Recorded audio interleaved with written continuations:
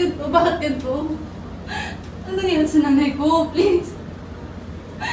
Gusto po ko sa mga estudyante, di ba minsan yun?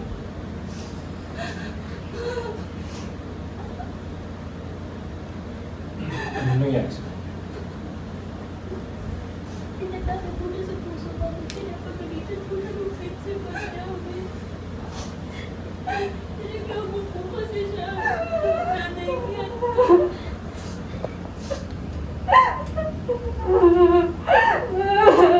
Nay, palito. Ano ginawa nila sa'yo,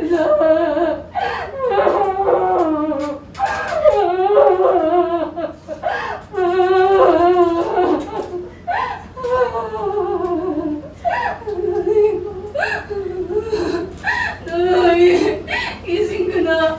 Ang ginawa nila, bakit nila ginagawa to? Ang sasama nila! Bakit nangyari to?